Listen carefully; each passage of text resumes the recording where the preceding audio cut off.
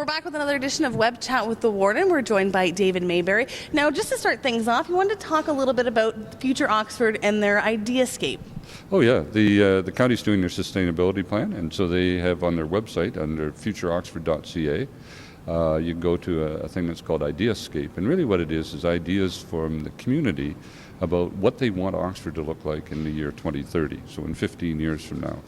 And it's around socially, environmentally, and economically, how do we want Oxford to look and what kind of ideas you have.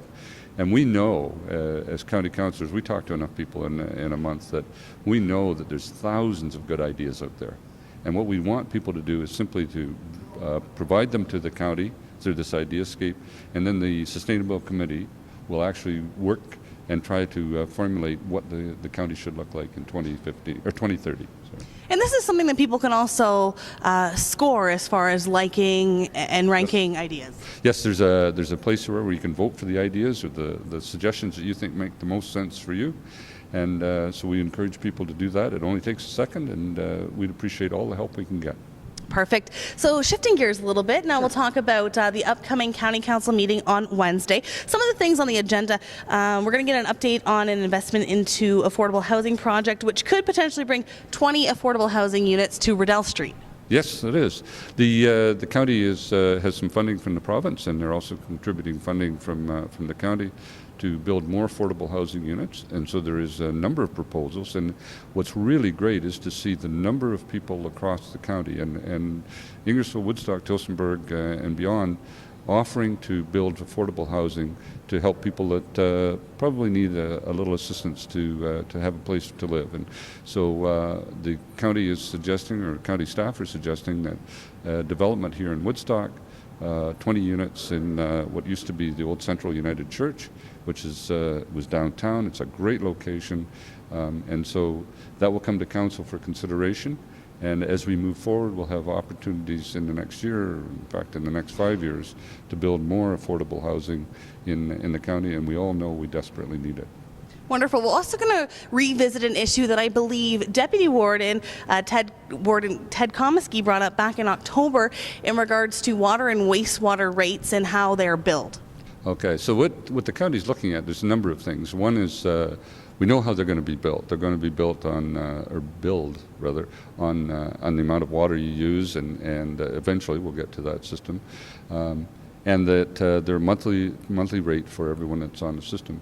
The question that the deputy warden had asked in previous terms of council was around how do people hook up, and the fee that they're going to pay to hook up, and how is that established. And a lot of these projects take 5 to 10 years from the time of conception to the time that they're actually finished, and in that the rates can change a lot. And what's a fair way of making sure that everybody pays their fair share, and that nobody's asked to pay more than their share, and that people don't actually get a free ride on the backs of their neighbors. And so the county will be looking at a way of making sure that we're doing it.